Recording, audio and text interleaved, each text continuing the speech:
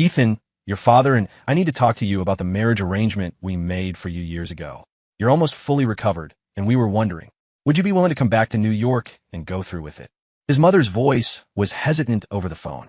If you're still against it, I can talk to your father again. We could try to dissolve the contract. In the dim room, the only sound was silence. Just as his mother was about to assume this attempt had failed like all the others, he spoke. I'll do it. I'll come back and get married. A stunned pause on the other end of the line. You will. Ethan's voice was placid. Yes. I just need a little time to wrap things up here in Santa Monica. I'll be back within 2 weeks. Mom, you and Dad can start preparing for the wedding. After a few more brief pleasantries, he hung up.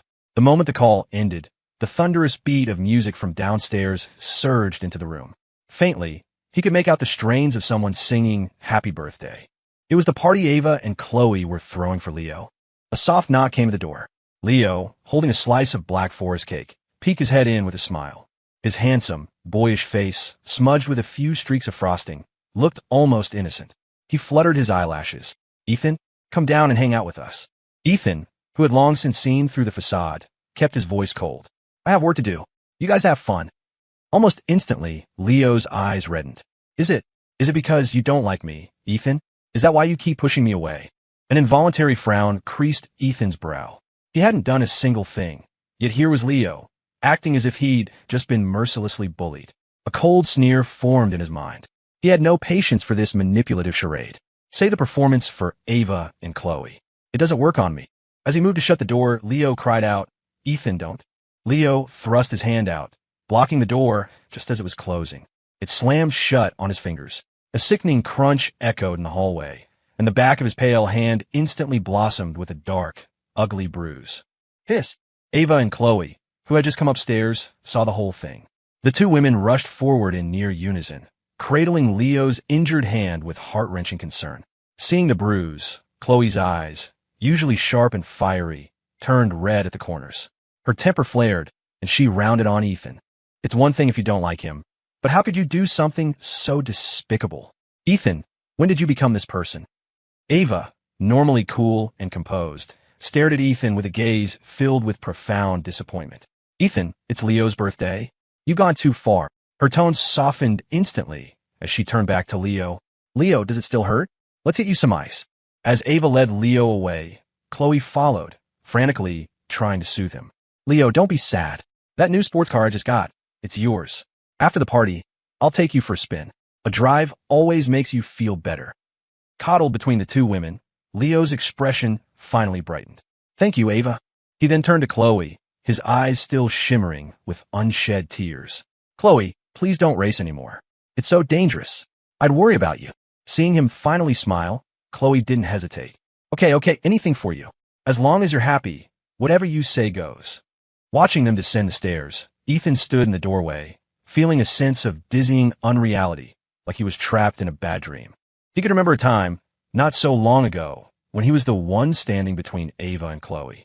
He had been a sickly child, his frail health compounded by severe asthma.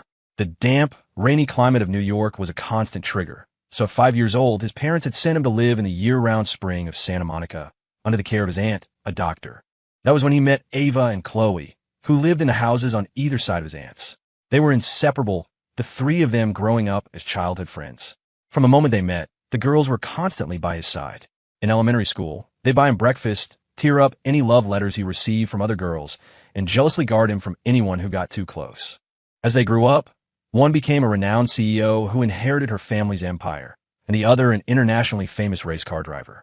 Despite their demanding careers, they bought the houses on either side of his, knocked down the connecting walls, and moved in with him, insisting on cooking for him every night.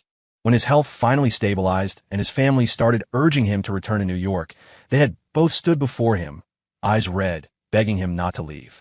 They'd sworn that if he went, they would drop everything and follow him. Wherever Ethan is, that's where we'll be, they always said. It was because of them, and only them, that he had delayed his return to New York for so long. But everything changed a month ago when Leo appeared. Leo was an intern Ethan was mentoring at his design firm. On his first day, he'd shyly refused to join the group for lunch, a pattern that continued until Ethan found him in a corner, quietly eating a cup of instant ramen. When asked, Leo explained he'd come from a poor, rural town, having earned a scholarship to the big city, and was saving every penny he could. Ethan, the privileged son of the wealthy Song family, had never encountered such hardship. His heart went out to the younger man, and he began looking out for him, occasionally inviting him to dinner with Ava and Chloe. And that's how Leo met them. Ava, with her cool demeanor, had never been one for loud, chaotic parties. Yet, for Leo, she made an exception. Chloe, who lived and breathed for the racetrack, could never be dissuaded from her passion by anyone. Yet now a single soft-spoken word from Leo was enough to make her give it up. Scenes like this had played out countless times over the past month. Before, Ava and Chloe had never hidden their feelings for Ethan. They had staged more than one dramatic showdown, demanding he choose between them. And Ethan had to admit, he had been genuinely moved, seriously considering which one of them he could build a life with. But now, accepting the marriage his family had arranged, it suddenly didn't seem like such a bad option. A bitter smile touched Ethan's lips as he pulled out his phone and set a countdown timer for his departure. From this day forward, he would no longer be an interruption in their new little trio. Ethan shut the door and put in his earbuds, blocking out the lively sounds from downstairs. Since he'd already decided to go back and get married, he had to quit his job, but he wanted to finish his current project first to avoid leaving a mess for anyone else. He sat by the floor-to-ceiling window, working alone as the sun dipped below the horizon, painting the sky in hues of orange and purple. When the sky had darkened completely, Ethan took out his earbuds and stood to stretch. After hours of focused work, the project was finally done. The house below was now quiet. He instinctively unlocked his phone to unwind. A notification from Leo popped up. Ethan tapped it open. "How come you didn't like my post?" P. A minute later, another message followed. "Oops, sorry Ethan. Wrong person. Please don't be mad at me." Ethan navigated to Leo's Instagram profile, curious to see what he had posted. A 9-photo grid filled the screen. Each picture showcased the lavish gifts he'd received from Ava and Chloe. On Leo's wrist was a 7-figure Rolex. To complement it, Ava had given him a diamond tennis bracelet for his other wrist, which glittered ostentatiously under the light. The gleaming red sports car was obviously Chloe's gift. In the center photo, Leo stood beaming between Ava and Chloe, his arms linked with theirs, his smile radiating pure bliss. The caption read, "Guess I gotta be the prince for a day, Sparkles." Ethan knew Leo had posted this deliberately, hoping to get a rise out of him, to make him angry. The old Ethan would have been infuriated by this cloying, manipulative display and hurt that Ava and Chloe had given someone they'd known for less than a month the kind of attention once reserved exclusively for him. But the current Ethan was leaving. None of it mattered anymore. With a detached flick of his thumb, he tapped the screen. A red heart appeared under the post. From now on, he, Ava, and Chloe were just friends. Leo could have the privilege of choosing between them. The next day, Ethan went to his firm and submitted his resignation. Back home, he began gathering all the photos of the three of them together. They had known each other for over 20 years, filling more than a dozen thick albums. He opened one. There were pictures of them as kids, playing house in the backyard, photos from middle school, holding up trophies together, snapshots from a college road trip up the coast. Ethan flipped through them one by one, the memories so vivid they felt like they had happened yesterday. But now none of it was important. He took the pages out, one by one, lit a corner with a lighter, and dropped them into a metal trash can. A small bonfire flickered to life. The flames greedily consumed the images, curling the smiling faces into black ash. Ava and Chloe returned home just in time to see it. Realizing what he was doing, Ava strode over, her voice trembling slightly. "What are you doing?" Ethan glanced at her, his tone flat. "Nothing. They were starting to get moldy, so I figured I'd just burn them." Chloe lunged forward, trying to snatch the remaining photos from his hand. But Ethan, with a deliberate twitch of his wrist, let the rest of them fall into the flames. The fire flared, leaving no chance for a rescue. Chloe still made a desperate attempt to grab a corner of a picture that hadn't been fully consumed, but the intense heat forced her to recoil. "Even if they were moldy, you didn't have to burn them. Those are our memories," she cried, her eyes turning red with distress. Ava could only watch the fire, helpless and heartbroken. Hearing her, Ethan found it morbidly funny. Here he was, a living, breathing person they could hurt time and time again for Leo's sake, and yet they were breaking their hearts over a pile of old paper. He suddenly felt a flicker of curiosity. How would these two react if they knew he was leaving to get married? Staring at the two distraught women, he said calmly, "They're just pictures. We can always take more. There's nothing left to save, so I guess we'll have to." Ava conceded, choosing the next best option. Chloe quickly added, "We can bring Leo this time." He's always saying he's never really been on a real vacation. At the mention of Leo's name, another self-deprecating smile touched Ethan's lips. Ava and Chloe, however, took his silence as agreement and visibly relaxed. As they started to walk further into the house, they stopped short. Several large cardboard boxes were stacked in the living room, boxes that hadn't been there that morning. "What are these?" they asked in unison. Ethan glanced over. "Oh, that? I quit my job. Decided it was time for a change." Didn't he love that job? The same question echoed in both their minds. Ethan was acting strangely today. An unfamiliar sense of panic began to creep into their hearts. Chloe opened her mouth to ask more, but a sudden ringing shattered the tense quiet. Ava answered her phone. Leo's frantic, helpless voice came through the speaker. "Ava, the power went out at my place. I fell in the dark. I think I twisted my ankle. What should I do?" Standing beside her, Chloe's expression changed instantly. She snatched the phone. "Leo, it's okay. I'm on my way." Ava's brow furrowed, her usually calm face etched with clear anxiety. Concern for Leo won out. Grabbing their car keys, she and Chloe rushed for the door. Through it all, Ethan's expression remained placid. After they left, he dialed his aunt's number. He had lived with her for years, and she had always treated him like her own son. Now that he was leaving, he had to say a proper goodbye. Hearing that Ethan was returning to New York to get married, his aunt's voice filled with sadness, but also surprise. "Ethan, do Ava and Chloe know about this?" Ethan paused for a moment. "They don't. Aunt Sarah, could you keep it a secret for me? I don't want any more drama." A moment of silence passed on the other end. His aunt sighed deeply. "I suppose you're right. Those two girls have adored you since you were children. Anyone could see it. You three were always together. I really thought you'd end up marrying one of them. What a shame." Ethan managed a small smile. "It's not a shame. We just weren't right for each other." His aunt didn't press the issue. "Ethan, I always knew you'd go home eventually. I just didn't think it would be so soon. I watched you grow up. You have to come see me before you go. If you're back in New York, who knows when we'll see each other again." Ethan's tone softened with affection. "I will, Aunt Sarah. I have some gifts for you, too. I'll miss you so much." After a few more minutes of fond chatter, they hung up. The moment he ended the call, another one came in. It was the director from his firm. "Ethan, that design you submitted won the company a major award. The trophy just came in, but you'd already left. I had your intern, Leo, drop it off at your house." As if on cue, the doorbell rang. Ethan hung up and opened the door to find Leo standing there, holding a crystal trophy. Leo clutched the award, his face showing no hint of happiness for Ethan's achievement. He made no move to hand it over. Instead, he looked up with a pitiable expression. "Ethan, the director asked me to bring this to you. This is a really prestigious award. You're so amazing." He paused, then said, "I know this is a long shot, but I've never won anything like this. Could I maybe borrow the trophy for a few days?" Borrow it?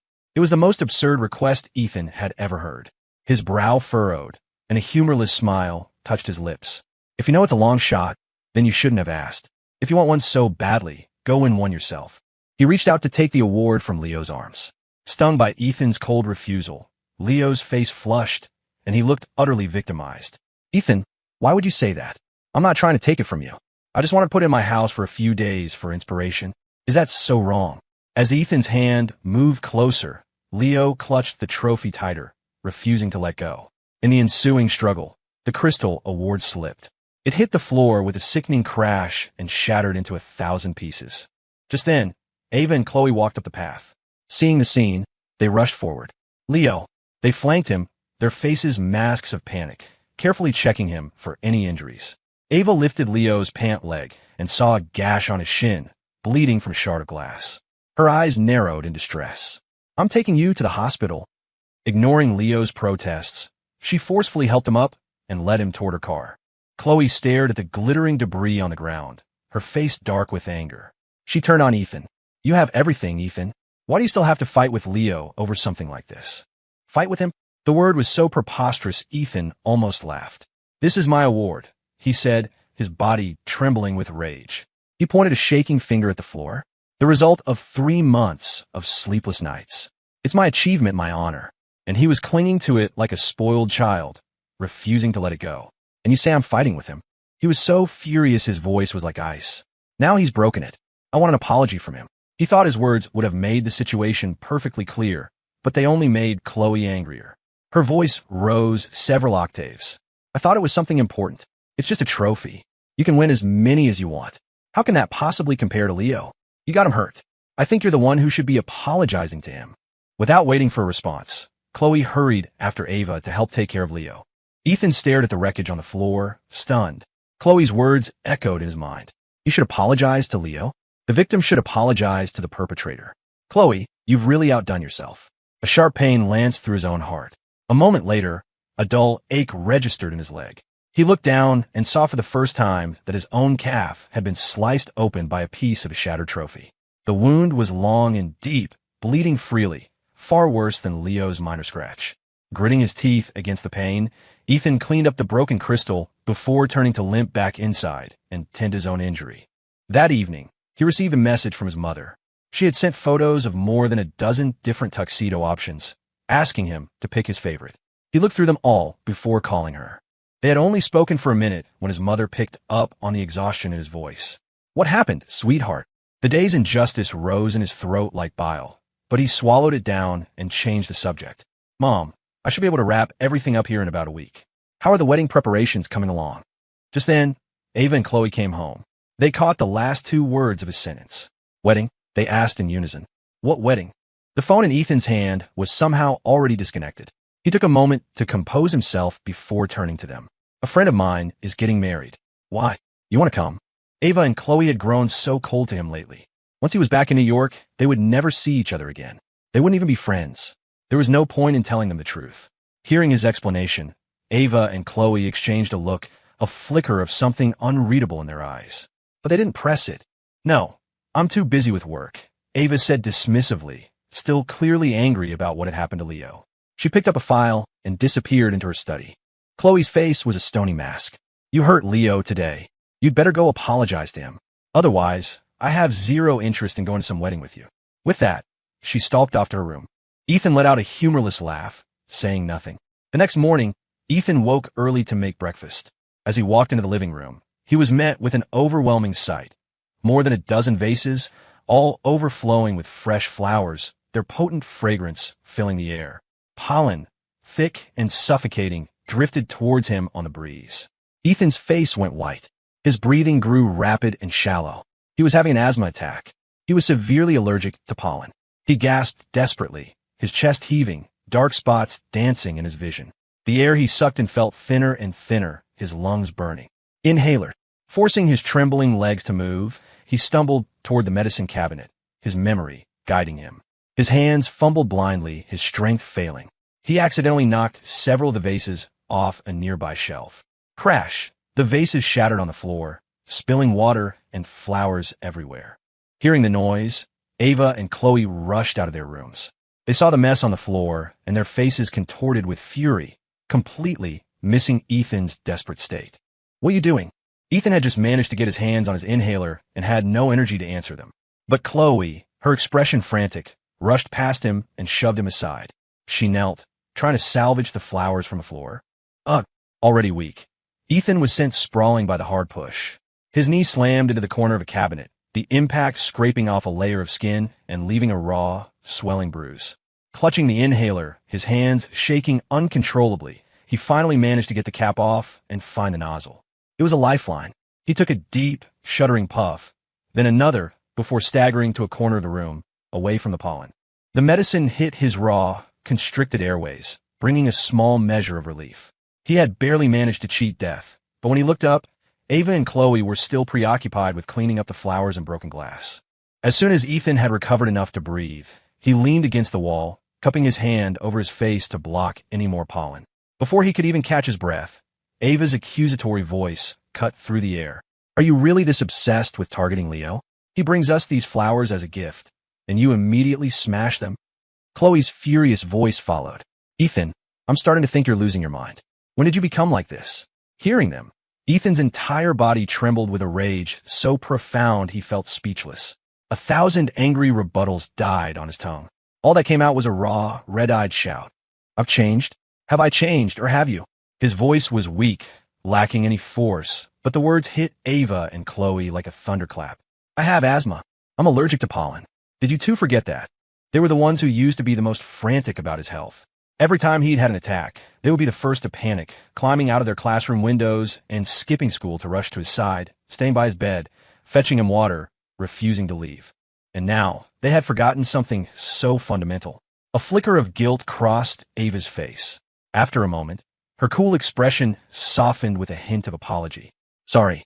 Chloe's sharp brow furrowed. The memory of Ethan's past attacks, of the agony he went through, flashed in her mind. She took a tentative step forward. Are you okay? I'm sorry. Leo picked these himself from the wild. He put so much heart into it. That's why I was so upset. Ethan said nothing. Seeing that he had used his inhaler and his color was returning to normal, Ava and Chloe quickly gathered up the flowers and took them outside. For the next several days, neither of them came home. The lights in their wings of the house remained dark. Ethan didn't care. He was busy packing his own things. When most of his luggage was ready, he took a moment to look around the sprawling house. He had bought the central part first.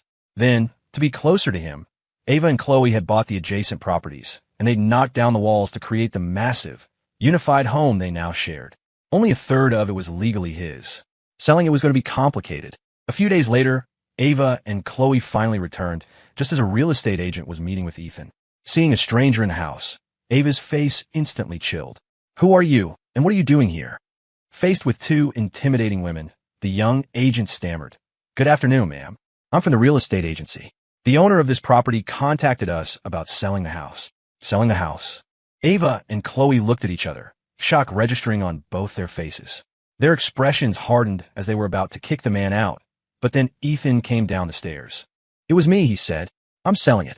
I was just about to talk to you both about it. His words hit them like a physical blow. Their hearts seized. Why would you sell? They asked in unison. We're perfectly happy here.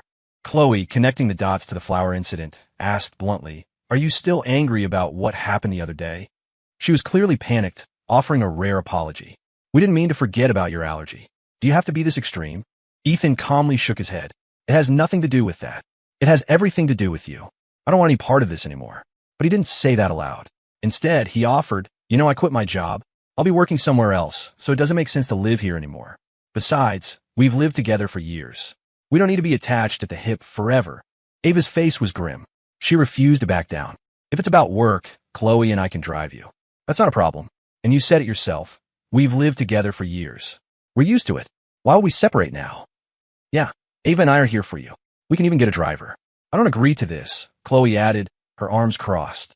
Seeing that he couldn't convince them, Ethan rubbed his temples, baffled by their insistence. He decided to play his trump card. Fine. In that case, let's sell this place and buy something even bigger. Then we can have Leo move in with us.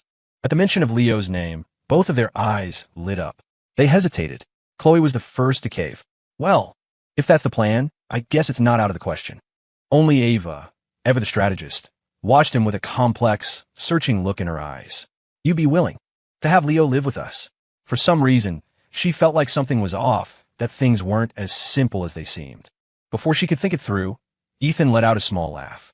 Of course. Why wouldn't I be? We're all friends. He made a snap decision. So that's settled. We sell this house and find a new one. With that, Ava and Chloe fell silent, their objections gone. With the house situation finally resolved, a wave of relief washed over Ethan. A huge weight had lifted from his shoulders. While signing the papers, he noticed that the closing date for the property transfer was the same day he was scheduled to leave. Perfect. It would save him the trouble of explaining anything to Ava and Chloe. The moment his signature dried on the contract, he felt a profound sense of freedom. Soon, it would all be over. There was only one last thing to do. He went to a high-end department store, carefully selected a massage chair and a pair of jade bangles, and drove to his aunt's house. The moment he walked in, Aunt Sarah pulled him into a tight hug. Oh, Ethan, I'm going to miss you so much. You've been in Santa Monica for so long. I've come to see you as my own son. It's not going to feel right with you gone. She wiped a tear from her eye, her hand gripping his tightly. Ethan felt a lump form in his own throat. He forced a smile to reassure her. I'll miss you too, Aunt Sarah, but we're family. Flights and trains are easy. We'll see each other for the holidays. Aunt Sarah, knowing he was right, gradually composed herself and pushed him down onto the sofa. You sit right there. I knew you were leaving, so I took a few days off work. You're staying with me for a few days, and I'm going to cook all your favorite foods. She gave him no room to refuse, bustling into the kitchen. Soon, the aroma of his favorite dishes filled the air. Watching his aunt fuss over him, a genuine smile touched Ethan's lips. He couldn't argue with her, so he agreed to stay for a few days to keep her company. Finally, with his departure date looming, He couldn't delay any longer. He said his goodbyes, his heart heavy. Aunt Sarah, I have to go. My wedding is in 3 days, back in New York. Aunt Sarah fought back her tears, nodding repeatedly. She pressed a thick, red envelope into his hand. I have 3 surgeries that day, Ethan. I can't get away. But this is a little something for me. You have to be happy, you hear me? Ethan's eyes reddened as he accepted the gift. I will be Aunt Sarah. Grandpa picked her out for me. You can rest easy. Just then, the elevator doors opened, and Ava and Chloe stepped out, with Leo trailing between them. The first thing they saw was Ethan, his eyes red, saying an emotional farewell to his aunt. A strange feeling sank in both their hearts, and they spoke without thinking. Ethan? Aunt Sarah? Why are you crying? Seeing them, Ethan quickly wiped his eyes and adopted a calm expression. It's nothing. It's just been a while since I've seen my aunt. I have to leave now, so I'm just a little sad. His explanation seemed to satisfy them. The tension in Ava and Chloe's shoulders eased. You're both in Santa Monica. You're not that far apart. You can see her whenever you want. Aunt Sarah looked at the 2 women, who were still completely in the dark, and imagined how they would react when they found out the truth. She looked like she was about to say something, but Ethan quickly changed the subject, turning his gaze to Leo. So what are you all up to? Ava and Chloe snapped back to reality, a hint of panic in their expressions as they rushed to explain. It's Thanksgiving today. Leo was all alone, so we brought him home to celebrate with our families. Yeah, don't get the wrong idea, Chloe added quickly. We tried calling you, but you didn't answer. They were flustered because, in years past, Thanksgiving was a battleground. They would both fight over who got to bring Ethan home to their family dinner.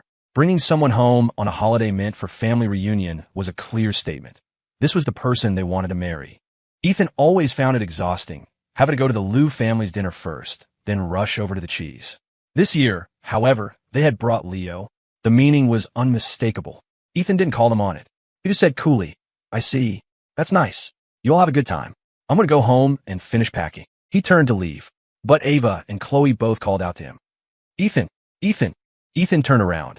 Seeing that he wasn't angry, they both breathed a sigh of relief. Ava stepped forward and took his hand. Don't worry about your luggage. It's too much to handle on your own. I'll have my driver come by, and we'll all move everything to the new house together. Chloe nodded in agreement. For a fleeting moment, Ethan saw a glimpse of the past in their eyes, the way they used to look at him when he was their entire world. A bittersweet memory of a time when their days were filled with laughter and promises. But those youthful vows had now evaporated into thin air. Ethan's gaze flickered to Leo, and he gently pulled his hand away. No, that's okay. There are a lot of things I need to sort through myself.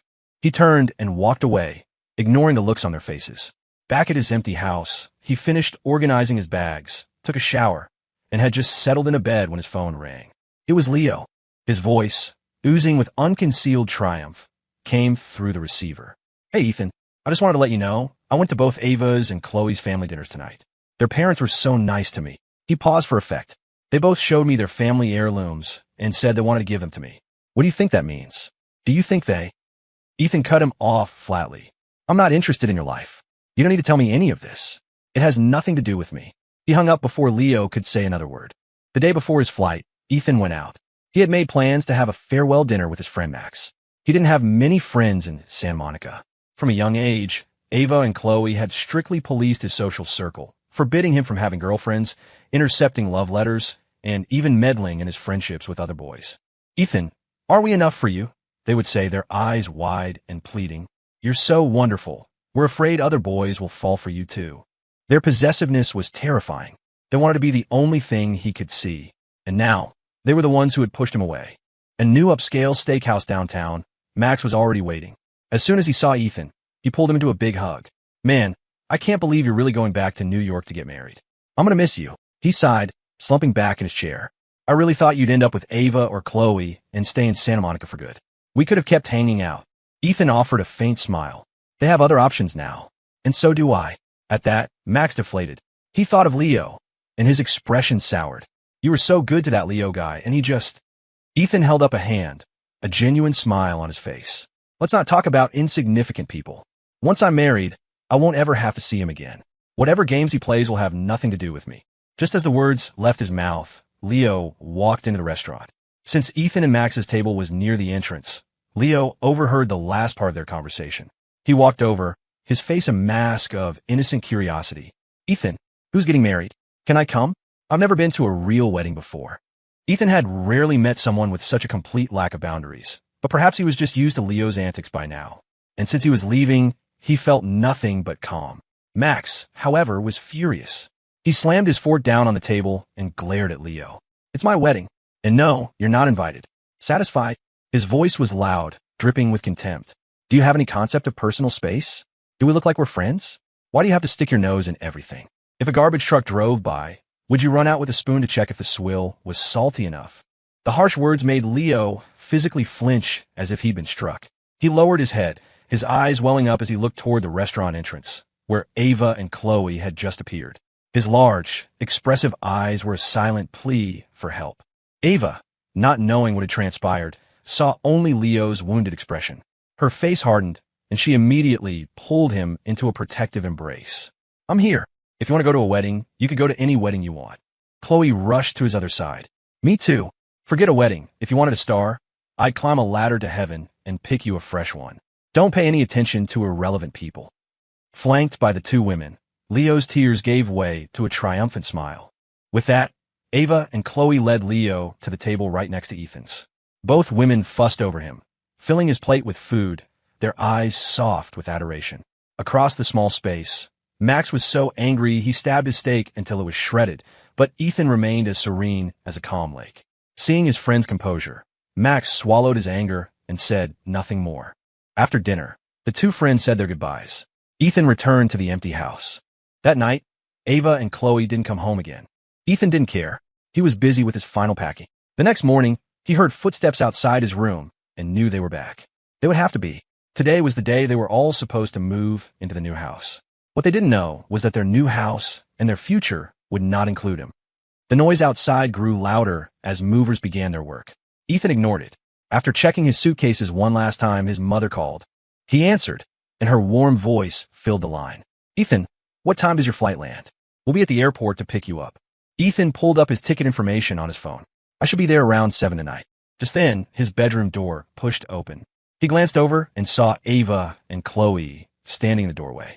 Chloe asked casually, Who are you talking to? No one important, Ethan said coolly, ending the call. His chilly tone caught them off guard. Ever since Leo had shown up, Ethan had seemed so distant.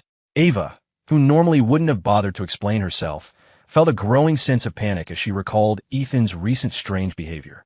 Ethan, she began, Leo is different from you. He didn't have a good childhood. His family is poor.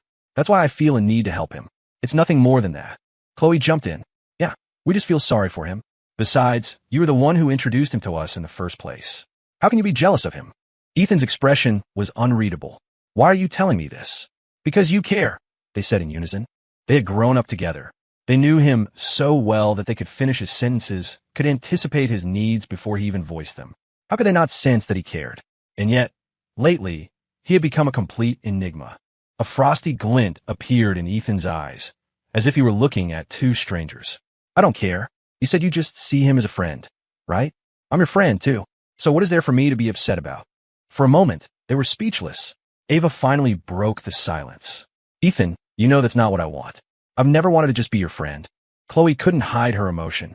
All these years, Ethan, how could you possibly think we're just friends? Ethan knew exactly what they were talking about. They both loved him, wanted to be with him. But if their love meant siding with Leo while he bullied him, then it was a love he couldn't bear. He nodded slowly. Yes, we are about to have a different kind of relationship. Soon, we won't even be friends. We'll be strangers. His words were loaded. Ava's heart gave a violent lurch, and a wave of unease washed over her. Before she could speak, a mover appeared in the doorway, ready to take Ethan's luggage. Ethan stopped him. You all go on ahead. I'll bring my things over myself. Chloe's frustration boiled over. How are you going to get all this stuff there? Stop throwing a tantrum. It was my fault, okay? I'm sorry. Ethan was firm. I really don't need any help. You should go help Leo. He's all alone, his leg is hurt, and he's so delicate. He can't carry anything himself. He needs you more than I do. Ava heard the sarcasm dripping from his words. She frowned. Just then, her phone rang. It was Leo. Ava? Chloe? Can you guys come help me? I'm so sorry. I'm so clumsy. I can't seem to do anything right. His fragile, wounded voice carried clearly from the phone's speaker. Ava and Chloe exchanged a look. They glanced at Ethan's resolute expression, then back at each other. They made their decision. Ava ended the call and looked at Ethan. Leo can't manage on his own. I'm going to go help him. Chloe grabbed her car keys. I'll go too. As she was about to leave, Ava hesitated and looked back. Ethan, I know you won't listen right now. I've booked a table at a restaurant. After we're all moved in, we'll have a nice dinner, just a few of us. We could talk about Leo, then. I'll explain everything. Before Ethan could answer, she was gone. Watching their retreating backs, a wry smile played on Ethan's lips. Explain later? Too bad for them. There was no later. Besides, after everything they had done, what could they possibly say that would explain it all away? His phone vibrated. Another message from Leo, brimming with provocation. Sorry about that, Ethan. Didn't think one little call from me would be enough to make Ava and Chloe ditch you again. Looking forward to the 4 of us living together. Winky face. Ethan's smile widened. His fingers tapped lightly on the screen. The most important thing is that the 3 of you are happy together. I won't get in the way. The moment the message sent, he blocked Leo's number. Then he blocked Ava's. And finally Chloe's. He methodically cleared the list, erasing the 3 people who had once been his world. Then he picked up his suitcase, walked out of the house that held a lifetime of memories, and didn't look back. Ethan boarded the plane without a second thought, completely unconcerned with how Ava and Chloe might react. As the plane lifted off the runway, a sense of liberation he hadn't felt in years washed over him. Meanwhile, back in Santa Monica, the atmosphere in the new Palisades Point house was suffocatingly tense. 3 hours had passed. Ava and Chloe had arrived at the sprawling villa with Leo, but there was still no sign of Ethan. Only their luggage sat in the cavernous entry hall. Ethan's was nowhere to be found. A sharp, unfamiliar panic gripped Ava. She felt as if something irreversible was happening. Chloe sat on a plush sofa, her face unusually pale. Leo, knowing exactly what was going on, remained silent. He was the first to break the tension. Maybe Ethan is still packing. Why don't we have the workers start arranging our things? We have that dinner reservation tonight, right? Ethan would never forget that. Ava nodded, but the gnawing anxiety in her gut wouldn't subside. She remained frozen, even as every instinct screamed at her to go find him. Chloe stared at her phone. The screen showed a long list of unanswered calls to Ethan, a mirror image of the one on Ava's phone. She couldn't sit still any longer. She snatched her jacket from a nearby chair and strode towards the door. Something might have happened to Ethan. She threw over her shoulder. I'm going back to the old house to check. Ava couldn't stay either. Sorry, Leo, she said, her voice strained. I'm going too. Make yourself at home. I'll be back soon. Ava, Chloe. Leo called after them, but they didn't turn around. The old house was empty, stripped bare. They drove their luxury cars all over Santa Monica, searching every place they could think of, but found no trace of him. Defeated, they both ended up back at the now vacant house. Ava's heart hammered against her ribs. She pulled out her phone and called her assistant. Mr. Zhang, I need to find out where Ethan's song is. Now. A few minutes later, Mr. Zhang called back. Ms. Liu, Mr. Song was on a flight to New York City today. At this time, he should have already landed. The word struck Ava and Chloe like a physical blow. Their minds went blank. They stood frozen in the empty house, thunderstruck. What? How is that possible? No, Chloe refused to believe it. Why would Ethan suddenly go back to New York? He promised he'd always stay with us in Santa Monica. Mr. Zhang, are you sure you didn't make a mistake? Ava's voice was low and dangerous. Zhang, check again. Confirm it. There was a pause on the other end of the line. When the assistant spoke again, his voice was trembling. Ms. Liu, Ms. Chi, there's no mistake. He forwarded the flight information to Ava's phone. It was all there in black and white, undeniable. Ava thought she might be hallucinating. She looked at Chloe and saw the same incredulous shock reflected in her eyes. Clatter. The phone slipped from her numb fingers and crashed onto the hardwood floor. Their minds were a chaotic mess. They never, in their wildest dreams, thought Ethan would actually leave. Just a few hours ago, weren't they talking about moving into their new home together? The memory of Ethan's strange, detached behavior as they were leaving the old house flooded her mind. And then Chloe's eyes widened as she remembered. The last words she had overheard from his phone call that morning became terrifyingly clear. Everything is ready. I'm about to leave. I'll be there around 7 tonight. It all hit Chloe at once. A delayed reaction that brought every strange thing about Ethan's behavior over the past month rushing to the forefront of her mind. Ava was silent beside her. He must have been planning to leave for weeks. Could Liu Xiong really have had that much of an impact on him? As if on cue, Leo's name lit up Chloe's phone. Chloe? Ava? I'm at the restaurant. What happened to our celebration? Where are you guys? Chloe held the phone, the words catching in her throat. After a long moment, She answered, her voice raspy. Leo, let's cancel. We'll talk later. What was the point of celebrating when Ethan was gone? Ava remained quiet, her gaze fixed on the shattered phone on the ground, her expression unreadable. Just then, the familiar realtor walked up the path, guiding a woman in a gray coat. Ma'am, as you can see, this house. He was in the middle of his sales pitch when he noticed them. He stopped, a flicker of confusion on his face. Ms. Loomis. Gee, what are you doing here? He looked from them to the house and back. I thought the sale was final. You were supposed to be. He trailed off, worried, craning his neck to see if the moving trucks had cleared everything out. The sale is off. I'm buying it, Ava said, her voice devoid of hesitation. The realtor stared as if he'd just seen a ghost. His mouth opened and closed, but no sound came out. Finally, he managed to stammer. Ms. Lou, are you serious? Of course I'm serious. Draw up the papers. Ava's brow furrowed, her tone unwavering. The words draw up the papers snapped the realtor out of his daze. A wide grin spread across his face. Yes, of course. Right away. You could just sign right here. Ava gave the contract a cursory glance, confirmed the details, and decisively signed her name. Chloe didn't object. As long as the house didn't fall into a stranger's hands, that was enough. Their friendship was strong enough that living there together would be as simple as just saying the word. The house held too many of their shared memories. If Ethan had moved with them to the Palisades Point house, this place wouldn't have mattered as much. Having him was what was important. But now that he was gone, they couldn't bear to lose the memories, too. They sat on the floor of the empty house until late into the night. It was hollowed out, everything of value moved, everything else hauled away and discarded. Every trace of Ethan was gone. A profound loneliness settled over Ava and Chloe. When Ethan was around, it felt like they had an endless supply of things to say, always finding new ways to make him smile. Now, with just the two of them, the silence was a vast, empty space. They looked at each other, but the desire to speak was gone.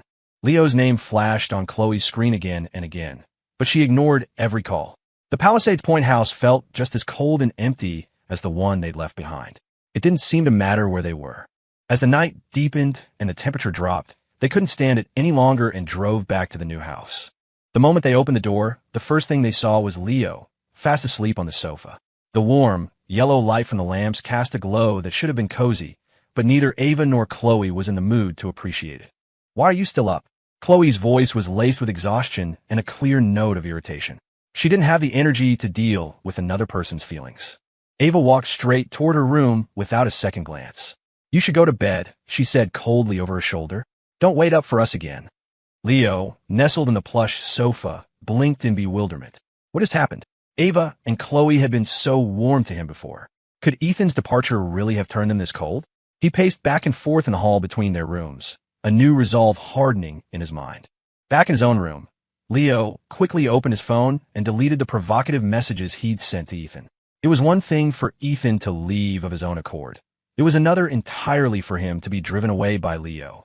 Ava lay in bed, staring at the ceiling, her mind a complete blank.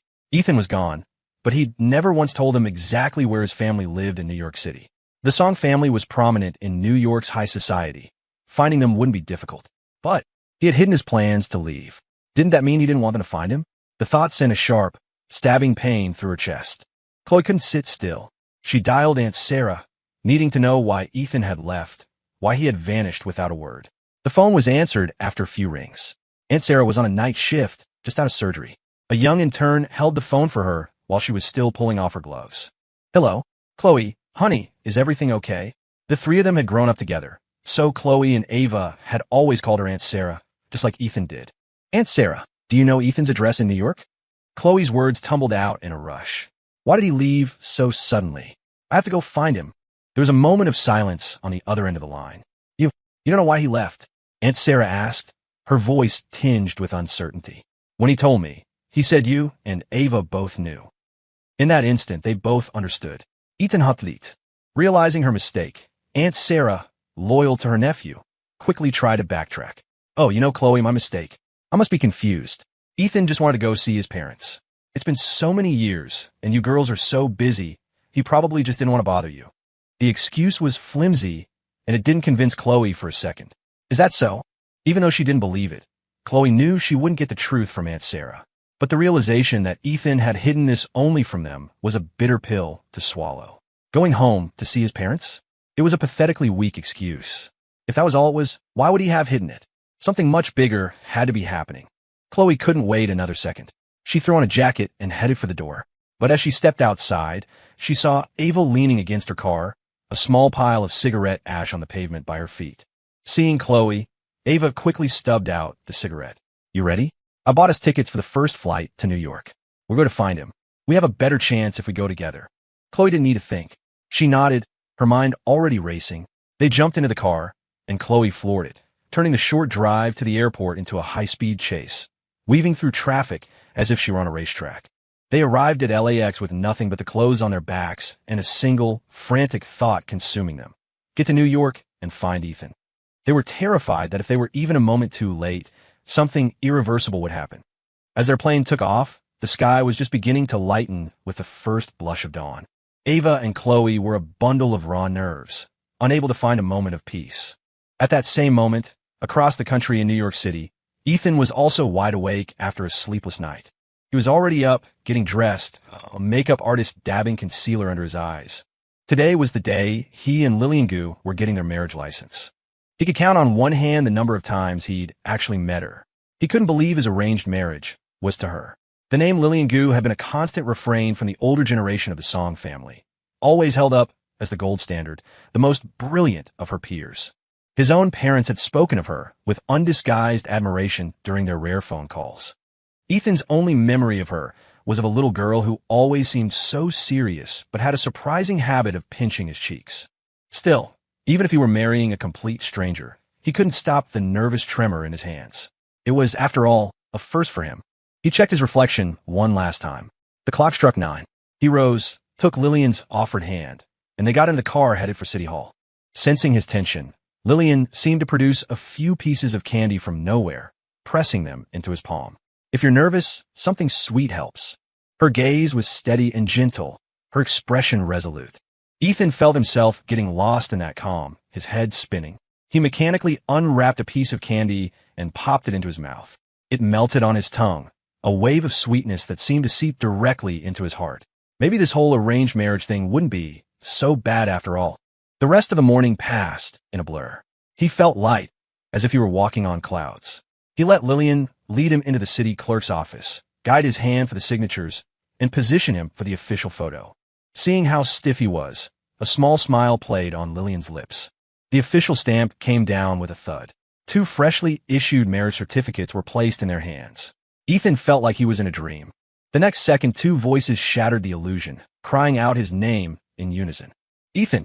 Ethan! Ava and Chloe skidded to a halt in front of him, chests heaving as they gasped for breath. Their eyes locked on the marriage certificates in his hand, the official documents a glaring, painful red against his pale skin.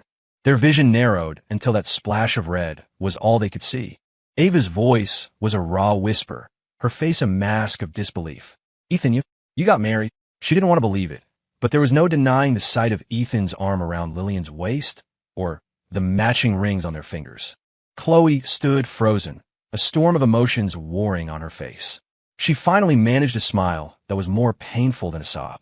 Her lips moved, but it took a few tries for the sound to come out. Ethan, where did you hire this actress?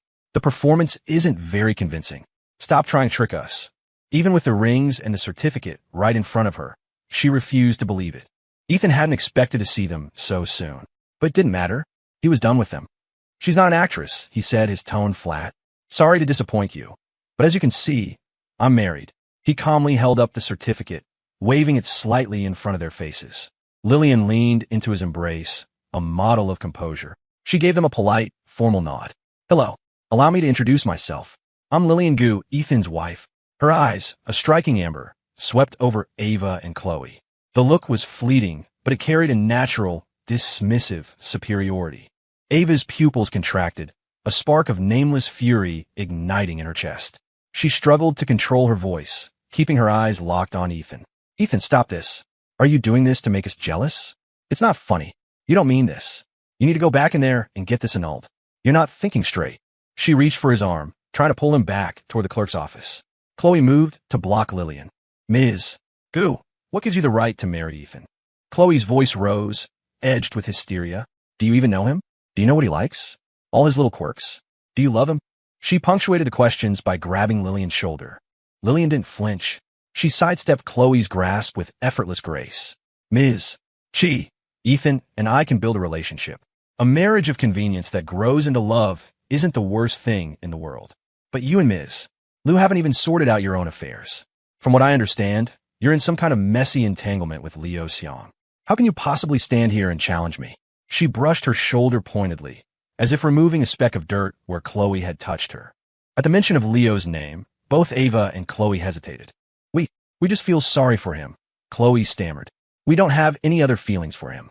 Ethan pulled his arm from Ava's grasp and stepped closer to Lillian. That's enough. Ava, Chloe, he said coldly. You don't have to explain anything to me. His expression was distant, as if he were looking at two strangers. The moment I left Santa Monica, we were done. Whether you like Liu Xiang or not has nothing to do with me. Don't come looking for me again. New York isn't your territory. As he finished speaking, Lillian snapped her fingers. A line of men in matching dark suits materialized from the crowd. Take them away, she commanded. Escort them back to Santa Monica, and make sure they stay there. Her words represented his. Ethan didn't object. He didn't even move. His silence was a resounding endorsement.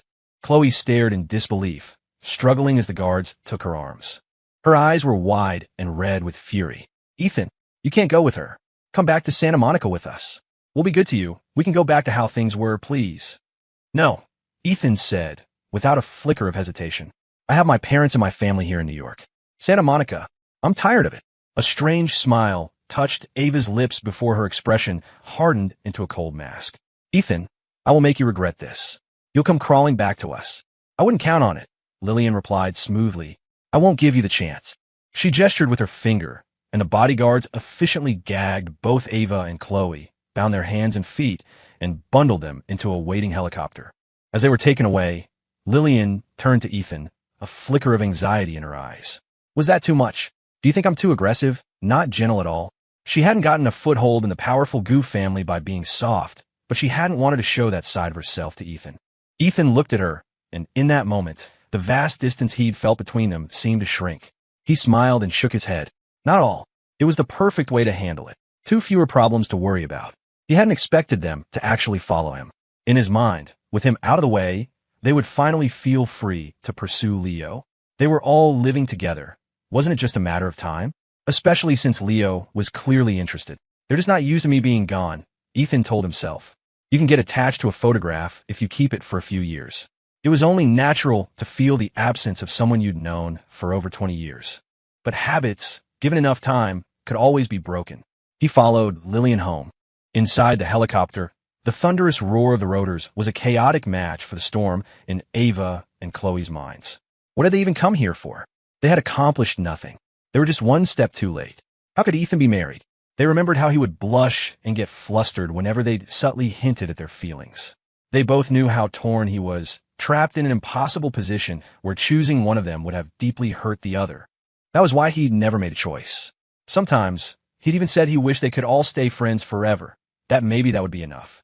Because his feelings for either of them had never quite crossed the line into true, romantic love. Ava and Chloe knew that. They felt the same way, terrified of destroying the precious bond they all shared. So they had made a decision. They were going to force Ethan's hand. And just then, Liu Xiang had appeared. His act was clumsy. A little digging was all it took to discover his background was nothing like the sob story he'd sold them. He came from a small, rural town, his parents migrant workers who, despite their poverty, had scraped together enough to send him to college, even paying for art and design classes. The moment he graduated, he borrowed a large sum of money from them and cut off all contact.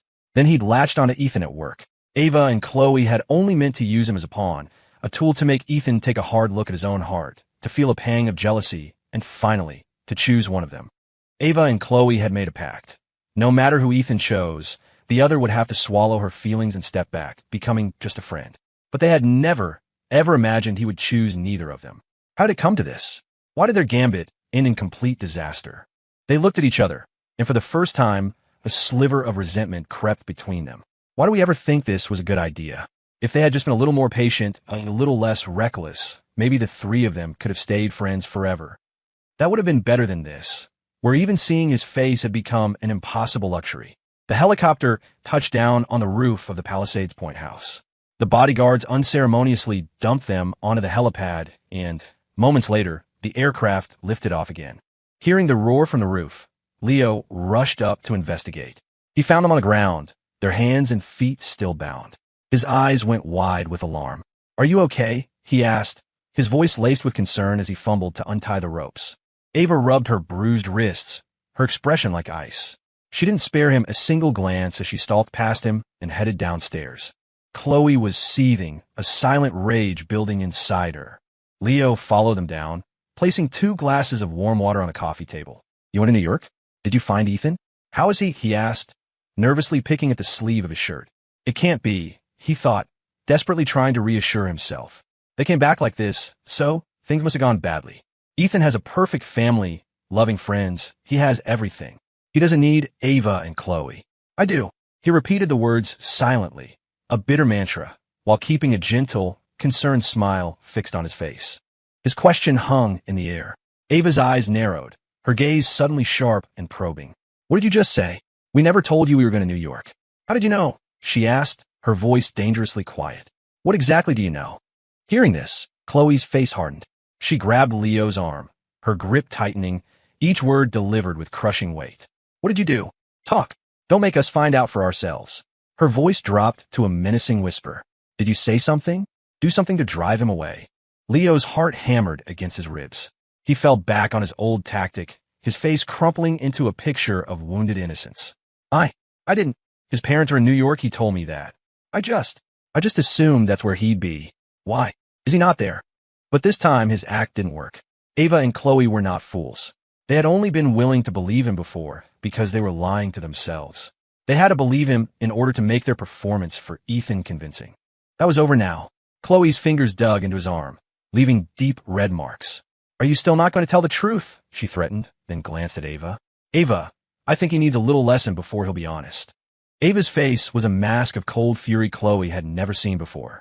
She tapped a finger lightly on the table, and her voice was even colder than her expression. "Do you want to keep your job, Leo? Because if you don't want to end up with nothing, right back in that sad little town you crawled out of, you'll start talking." Now, her words were a death sentence, and he knew it. The tears on Leo's face stopped flowing.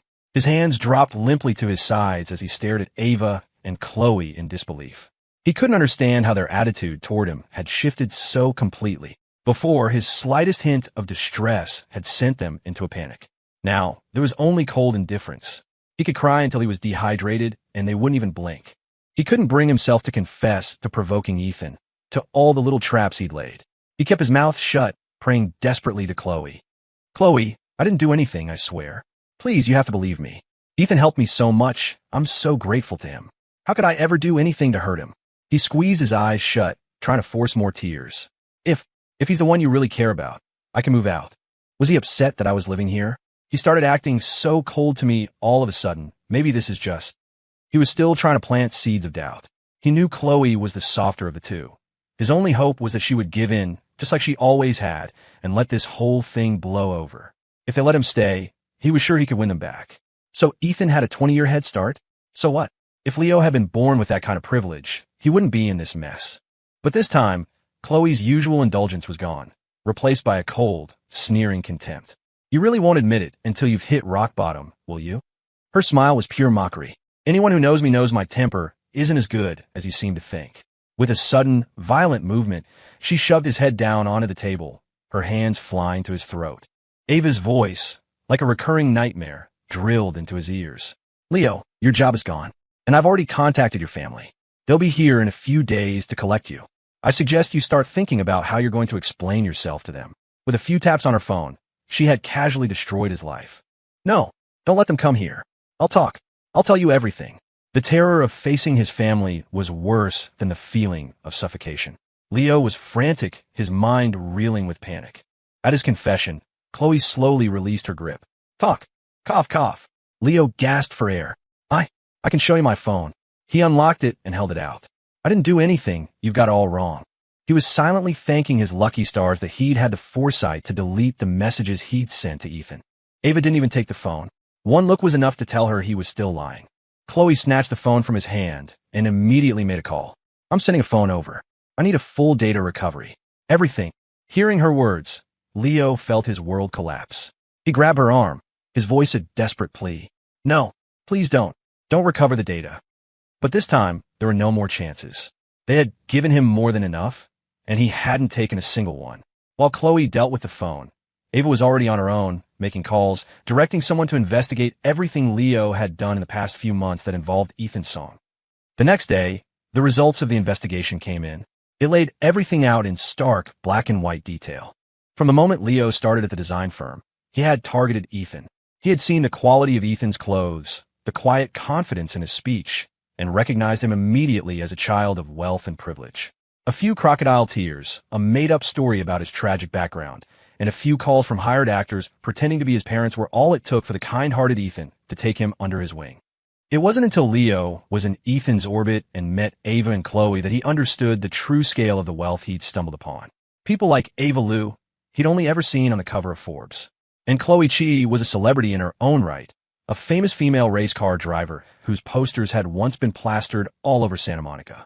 Jealousy, potent and corrosive, had consumed him. He'd clung to Ethan, using him as a bridge to get closer to Ava and Chloe. He couldn't believe his luck when it seemed they had fallen for him so easily, showering him with affection, choosing him over Ethan again and again. To test the limits of their affection, he had orchestrated a series of cruelties, faking an injury to his hand, accidentally smashing one of Ethan's design awards, and even deliberately bringing flowers into the house. After working with Ethan for weeks, he knew perfectly well about his severe asthma and pollen allergies. He had done it on purpose.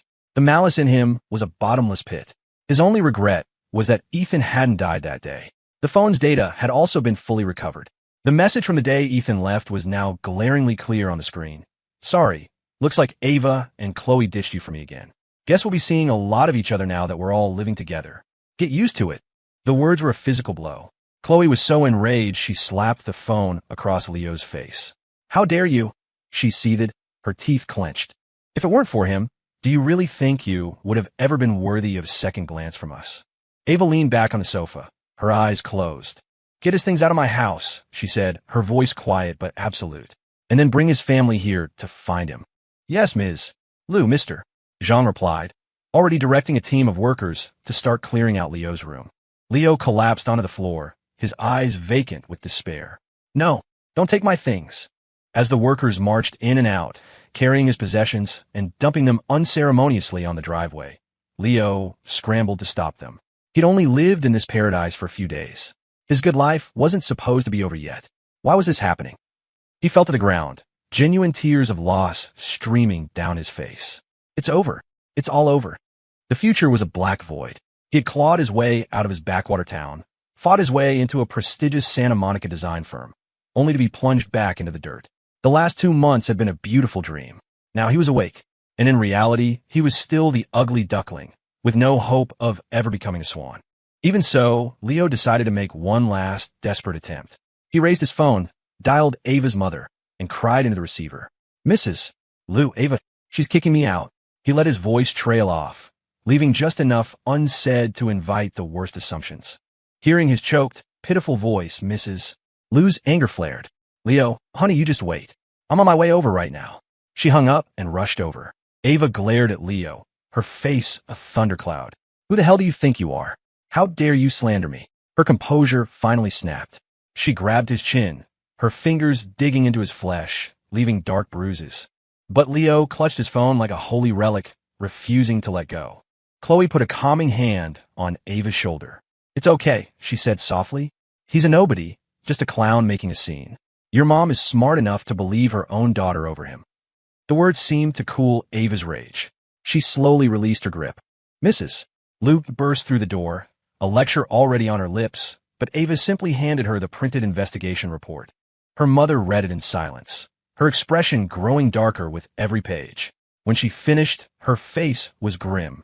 She strode over to Leo and, abandoning all pretense of a high society matron, grabbed a fistful of his hair and slapped him hard across the face. A bright red welt immediately rose on his cheek. Mrs. Lou, why? He whimpered. She's just saying that to cover up what she did to me. Enough. Mrs. Lou cut him off. Her laugh was cold, her expression a perfect mirror of her daughter's disdain. Leo, I know my daughter. And besides that, I'm a grown woman. Do you really think I can't tell when something has or hasn't happened between two people? For what you've done, Ethan may have let you off easy, but the Liu family and the Chi family will not. After all, Ethan was the boy all three families, the Songs, the Lius, and the Chis, had doted on his entire life. The day of the Thanksgiving dinner, when Ava and Chloe had shown up with Leo, the Lius and Chis had been deeply embarrassed in front of Ethan's aunt. It wasn't because he was poor. It was because both families had openly spoken for years about wanting Ethan as a son-in-law. They had treated him as such, secretly hoping their own daughters would win his heart. Leo's sudden appearance had blindsided them. Even though the parents had thought he seemed shifty and insincere, they felt they had to respect their daughter's choice. They had treated him well out of a sense of guilt and a need to compensate for their daughter's rejection of Ethan. That was why they had even shown him their family heirlooms, thinking that if he were truly to join the family, they would one day be his. Now that the truth was out, Mrs. Liu felt no need to be polite. She immediately called Chloe's mother. Mrs. She arrived shortly after, and when she heard the full story, she was livid. She had a notoriously fiery temper and was not one to hold back. After hearing what Ava and Chloe had already done, she thought they'd been far too lenient. Mrs. She dragged Leo by his shirt out to the courtyard and shoved his head into the decorative fountain. The flow of water wasn't strong, but it was enough to fill his nose and mouth, making him choke and gag. Every time he coughed, more water rushed into his lungs. After a long moment, she yanked him up by the collar. How does it feel? She snarled, her voice dripping with contempt. Did you get a little taste of the desperation Ethan felt? That feeling of drowning, of knowing you could be saved but being powerless to stop it. She disgustedly threw him onto the stone patio and wiped her hands as if she'd touched something filthy. She turned to her daughter. Chloe, Ava, what kind of person tries to win a man over by being nice to another man, just to make him jealous? That is the stupidest thing I have ever heard. No wonder Ethan chose that Lillian girl in New York instead of either of you. For once, Mrs. She had no intention of defending her daughter. Mrs. Liu nodded in grim agreement. You were both completely wrong in how you handled this. What's done is done with Ethan. He's married. You two need to leave him alone. Ava lowered her eyes, a storm of emotions churning within her, but she said nothing. Chloe bit her lip, her chin held high in stubborn defiance. Neither of them was the type to give up easily. If they were, they never would have succeeded in their cutthroat careers, whether in the boardroom or on a racetrack.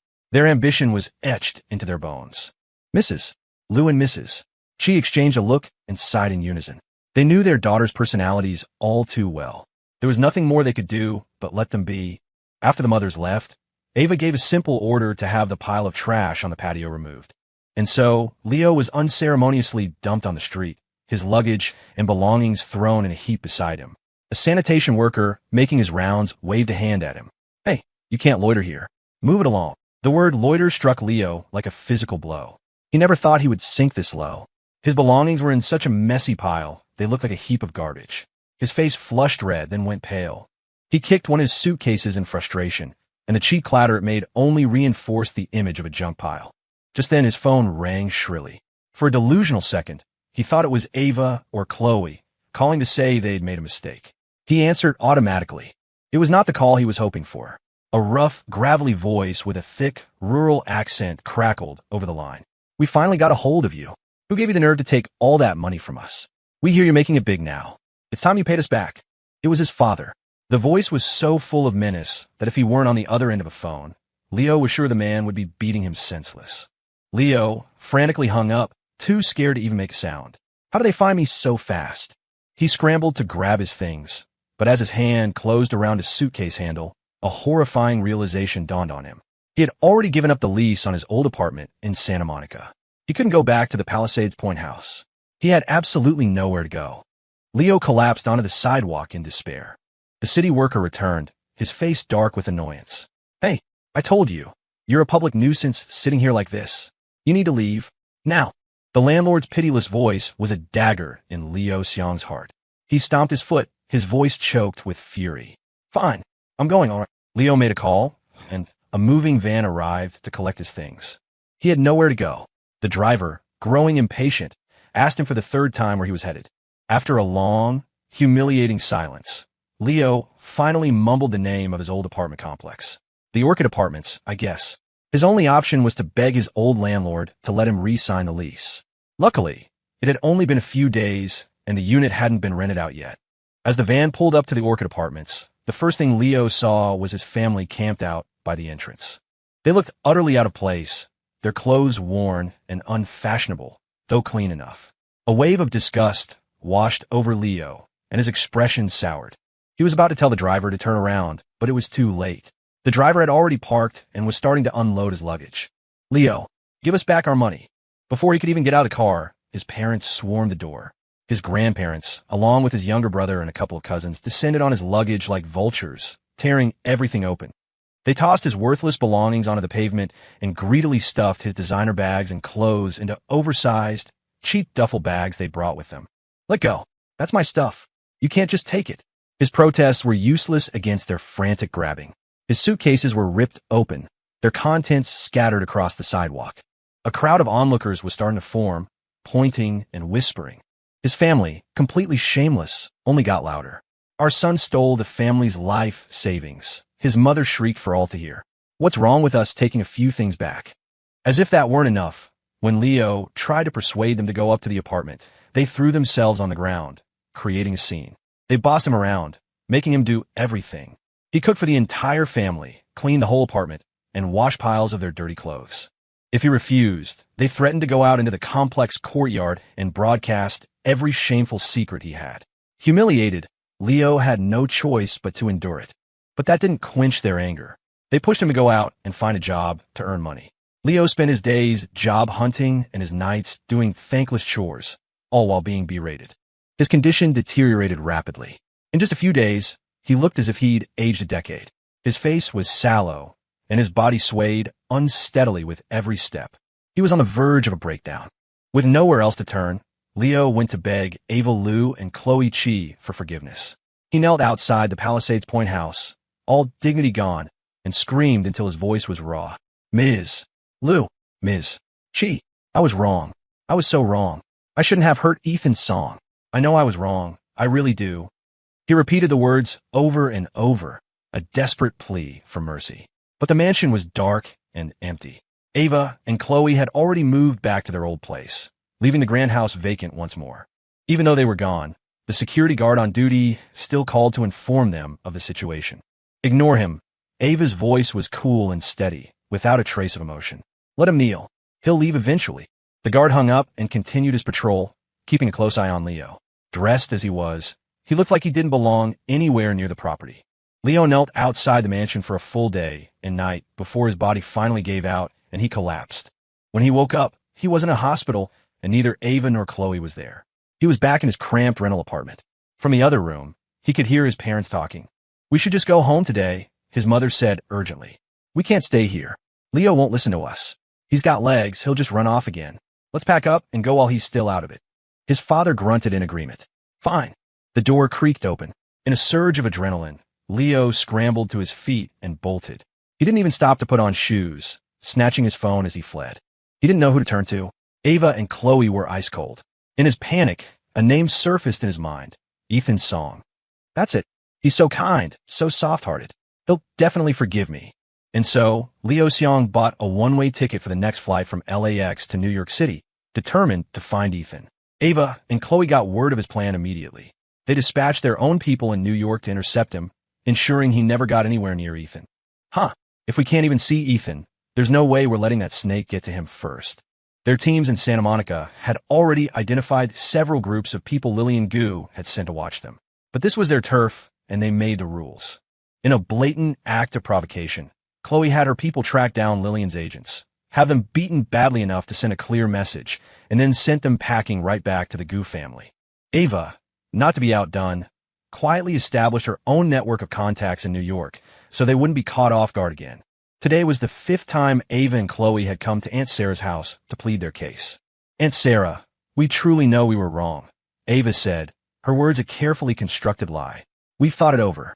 We've let go of our feelings for Ethan. We just want to attend his wedding. As his oldest friends, that's all." Chloe nodded eagerly, her expression a mask of innocence. "Please, Aunt Sarah, just grant us this one small wish. We've known Ethan our whole lives. We can't bear the thought of not even being at his wedding. If we can't be with him, so be it. We were prepared for that. Even if he had chosen between me and Ava, one of us would have been left heartbroken anyway. We just don't want to lose the chance to see him get married. Aunt Sarah, can you please help us? Aunt Sarah looked at them, deeply conflicted. She heard about what they'd done, and she couldn't presume to know what Ethan wanted. But she had watched these two girls grow up. Her heart couldn't help but soften. They had come to her so many times now, and even a heart of stone would eventually crack. She let out a long sigh. Oh, you two. All I can do is ask Ethan for you. I can't promise he'll agree. It was the answer they wanted. Ava and Chloe's faces lit up with gratitude. Thank you, Aunt Sarah. Just hearing you say that is enough. Thank you. After they left, Aunt Sarah agonized for a long time before finally composing a text to Ethan. Ethan, honey, Ava and Chloe said they want to come to your wedding. What do you think? Should you let them? Ethan was in the middle of a tuxedo fitting when his phone chimed. He was busy adjusting the hem of his jacket and couldn't check it. Lillian, can you see who that is? He asked, his head still bowed. Nearby, Lillian Gu stood in a sleek, form-fitting white wedding dress. It was simple and elegant, with no cumbersome train, perfectly accentuating her figure. Of course, she said. She picked up his phone, unlocked it by typing in his initials and birthday, and read the message from Aunt Sarah. Her expression flickered for a fraction of a second before she read it aloud. Ethan, honey, Ava and Chloe said they want to come to your wedding. What do you think? Should you let them? Her eyes darkened slightly, and a hint of jealousy colored her tone. So, Ethan, what do you think? Should we let them come to my wedding? Lillian closed the distance between them, stepping behind him. Waving away the tailor's assistant, she began to personally adjust his cuffs. Her smooth, pale fingers danced over his wrist, a touch that felt impossibly intimate. Lillian, maybe we shouldn't let them come, Ethan stammered, his face flushing as he stared at her serious reflection in the mirror. Lillian let out a soft laugh. She slipped her arms around his waist from behind, pressing her front against his back. Ethan, trust me. Her voice was a low murmur against his chest. Trust your wife. I can handle them. Even if they come, they won't be able to cause any trouble. His heart hammered in his chest. He could smell the clean scent of her hair, and a few strands tickled his chin. He stared, mesmerized, at their reflection, not noticing when a deep blush spread across his entire face. He didn't register a single word she said after that, just nodded dumbly. MMM. Okay. He felt like he was turning into a cooked shrimp, his heart pounding out of control. The woman behind him seemed to sense his discomfort, and the smile on her beautiful face grew wider. Look, Ethan, she teased. You look so handsome in the mirror. So charming. He was mortified, completely unaware that this flustered, shy reaction was something he'd never, ever had with Ava or Chloe. His eyes darted everywhere, anywhere, but at the woman behind him. He didn't even notice when his phone was back in his hand, her hand guiding his, her fingers pressing his thumb down to type out two simple words. They can. He felt as though the warmth from her palm had seeped directly into his skin. By the time he finally came back to his senses, he realized with a jolt what had just happened. Lillian had been jealous. An incredible thought surfaced in his mind. Has Lillian fallen for me? Ethan covered his still warm cheeks, unable to believe it. No, he told himself. We've only known each other for a few days. You don't develop feelings that quickly. We're married now. It's normal for her to be a little possessive. To clear his head, once the fitting was done and the alterations noted, Ethan threw himself completely into his work. Lillian watched the serious set of his jaw and said nothing. She simply walked over and adjusted the lamp on his desk, making sure the light was perfect before quietly slipping out of the room. Lillian gave a specific order to her team. Ease up on the surveillance of Ava and Chloe. It wasn't that she was letting her guard down. She was intentionally giving them an opening, an opportunity to make a move so she could be ready for it. Her people received the command and acted immediately. Then, Lillian deliberately leaked the news of Ava and Chloe's impending trip to New York to Ethan's parents. What? Mrs. Song was furious. After how they treated Ethan, they have the audacity to come to his wedding? Not long ago, she couldn't stop singing their praises, practically considering them her daughters-in-law. But they had crossed an unforgivable line. They had gambled with her son's life.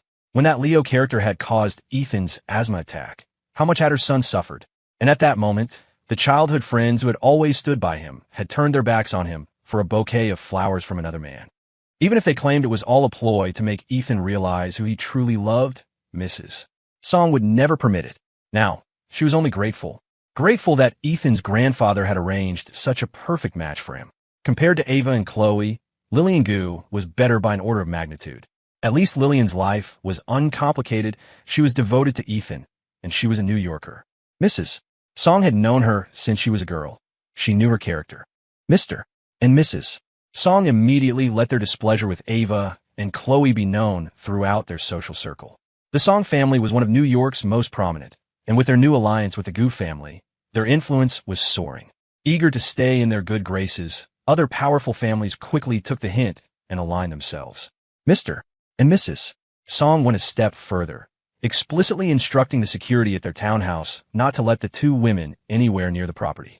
The moment Ava and Chloe arrived in New York, they were met with the icy indifference of the city's elite. Ethan's number went straight to voicemail. When he tried calling from a different number, he would answer, then immediately block it. Ava managed to get Mr. and Mrs. Song's numbers from Aunt Sarah. She and Chloe divided the task, each calling one of them, hoping to explain what had happened. Mr. Song, this is Ava Liu. I wanted to apologize to you and to Ethan. She never got the rest of the sentence out. The line went dead. Chloe had the same experience. Her call was met with a dial tone. Any subsequent attempts from new numbers were treated the same way.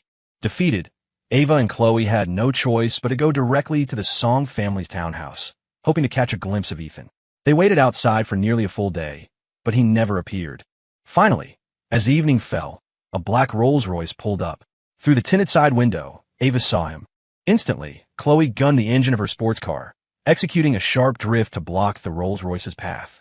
Ethan, get out, Ava said, stepping out of the car and rapping on the window of the Rolls-Royce.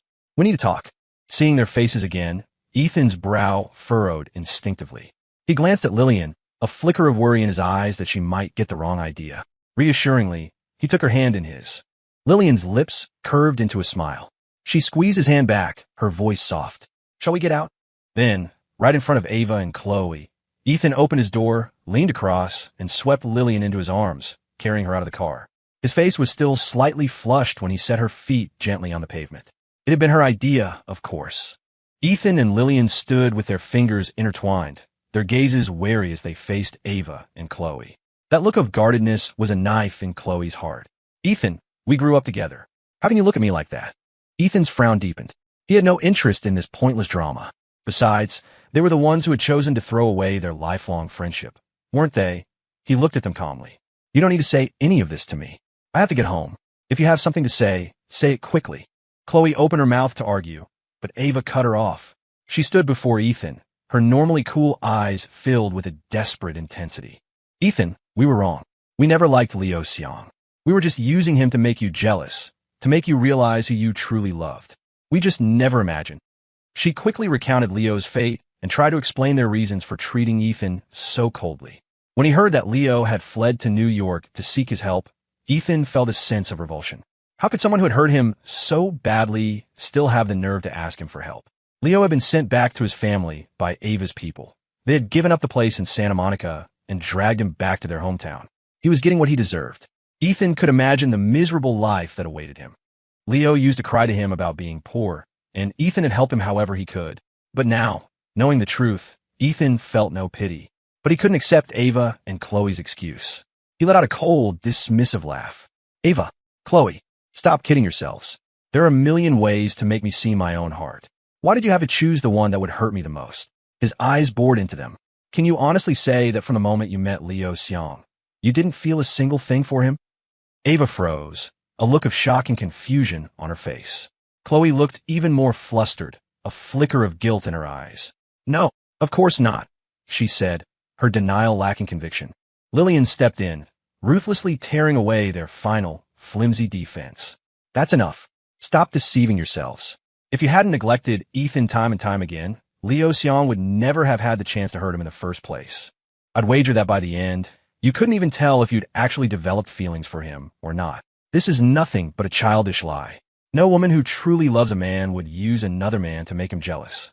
With every word Lillian spoke, the color drained from Ava's and Chloe's faces. Her words struck the very core of their hidden insecurities. They had no rebuttal. Ethan was silent for a long moment before he spoke, his voice heavy with finality. Ava, Chloe, I'm only just realizing it now. I don't think I ever really loved either of you. Maybe there was a spark, an attraction, but it wasn't love.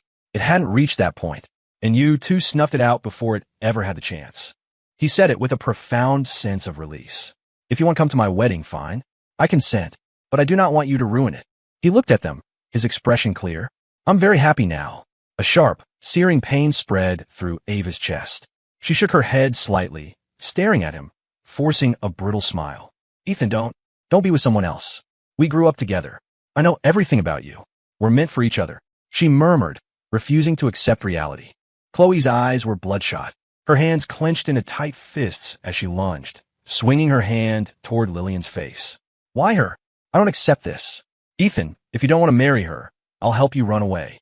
We can go abroad or back to Santa Monica, anywhere you want. Lillian could have easily dodged the slap. Instead, she tilted her head just slightly, allowing Chloe's hand to graze her cheek. The contact wasn't severe, but left a faint red mark. Oof! Lillian pressed a hand to her cheek, sucking in a sharp breath as if in pain, her features scrunching up. Even then, her beauty was undiminished. Seeing her hurt, Ethan was overcome with concern. He grabbed her hand, trying to pull it away to see the damage. It's okay, I'm not really hurt. It doesn't hurt, Lillian said, forcing a cheerful smile.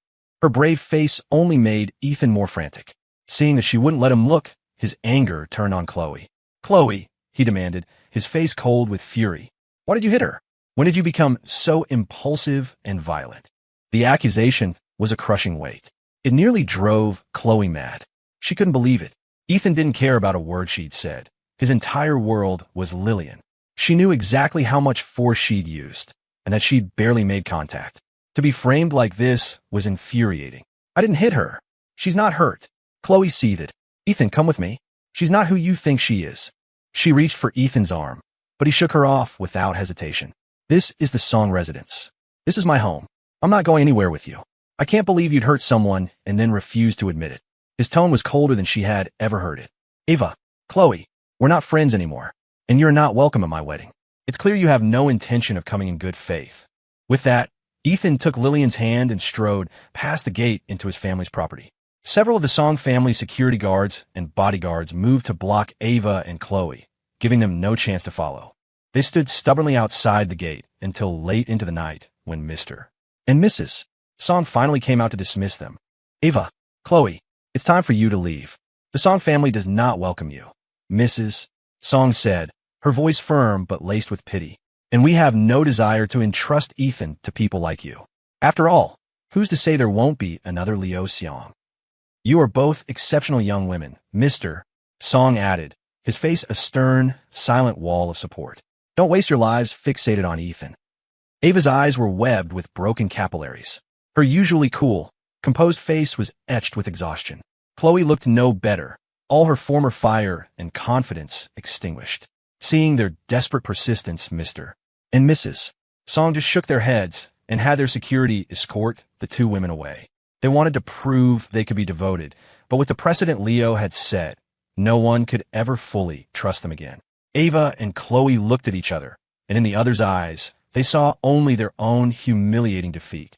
If they gave up now, what did that make the love they had clung to for so many years?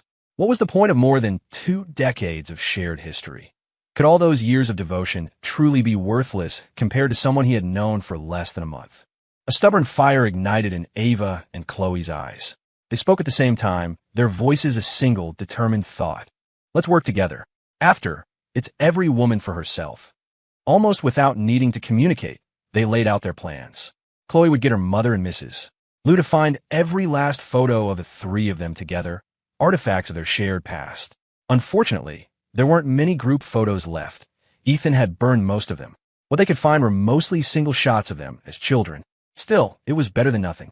Ava, meanwhile, would plant moles inside the Gu family or try to buy off their staff. The wedding was in 3 days. They had a lot to prepare. On the other side of the city, Ethan was also on edge.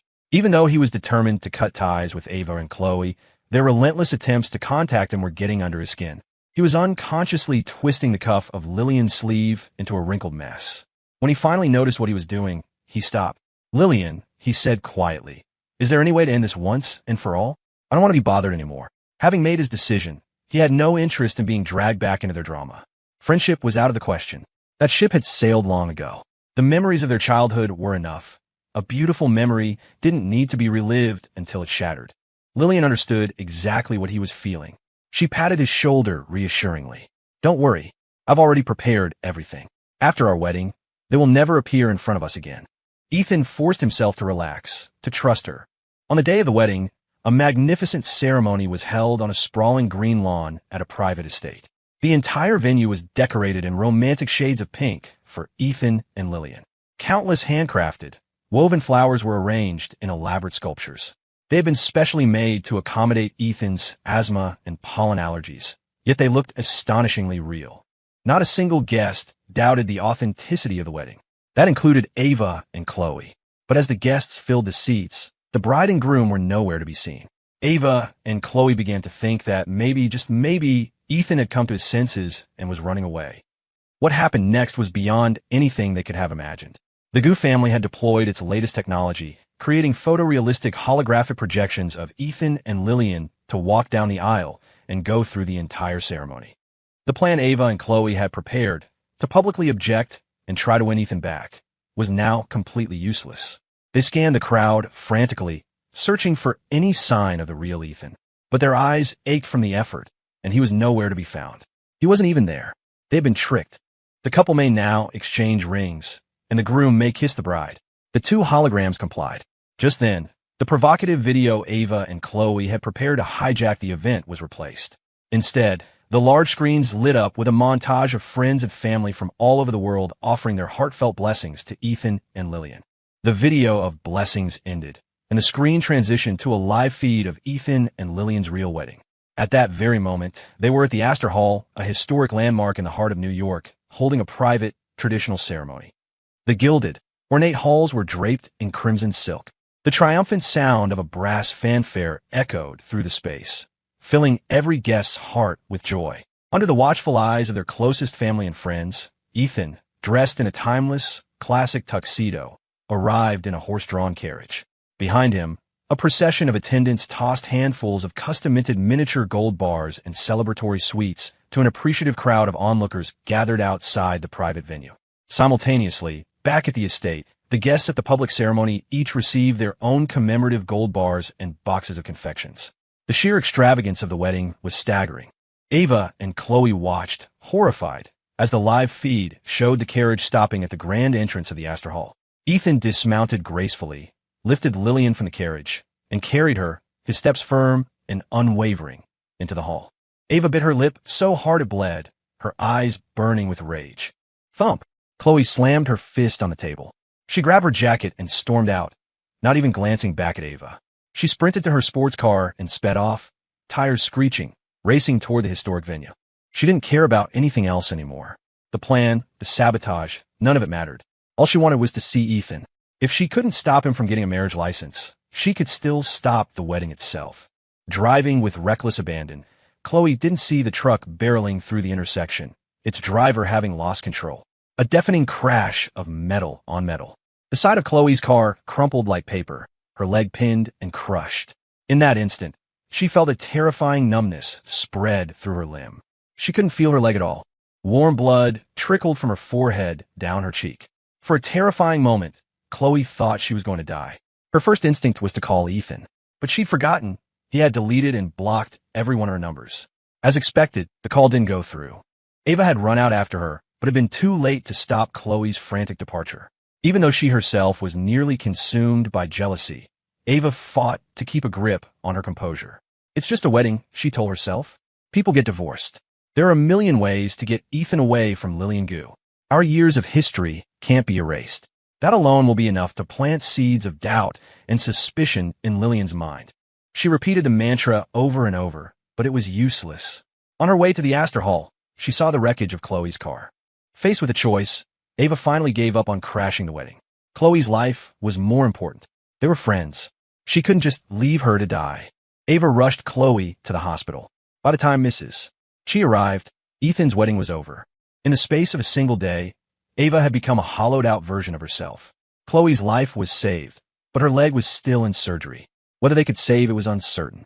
The casual promise she had once made to Leo, that she would stop racing, had been fulfilled in the cruelest way possible. Whether her leg healed or not, her racing career was over. Ava saw the news reports everywhere, splashed with photos of Ethan's lavish wedding. She stared at a picture of Lillian on her phone, a fire of pure rage building inside her. Lillian did this. It had to be her. The thought consumed her. ignoring the protests of her mother and Mrs. Chi. Ava stormed out of the hospital and went straight to the Gu family's residence. It was the first day of their new married life. Lillian and Ethan were enjoying a rare, quiet morning in bed. The soft sunlight and fresh air outside held no appeal. Suddenly, a frantic, insistent ringing of the doorbell shattered the peace. Lillian frowned, annoyed at the interruption. She threw on a silk robe and went to the door. The moment she opened it, Ava's fist flew at her face. Lillian sidestepped the blow with fluid grace, catching Ava's wrist in an iron grip. "What the hell is wrong with you?" Ava's eyes were shadowed with dark circles, her hair a tangled mess. It was the most disheveled she had ever looked. Her voice was cold enough to freeze water. "You stole Ethan, but that wasn't enough for you, is it? Why did you have someone run Chloe off the road? She's lying in a hospital bed, and we don't even know if she'll keep her leg. You're going to pay for this." Ava lunged again, and the two of them began to fight. Lillian parried Ava's attacks with ease, her movements economical and precise. "Ava, I wouldn't stoop to something so crude," she said calmly. "I simply arranged for people to escort you both back to Santa Monica and to apply some business pressure to your families.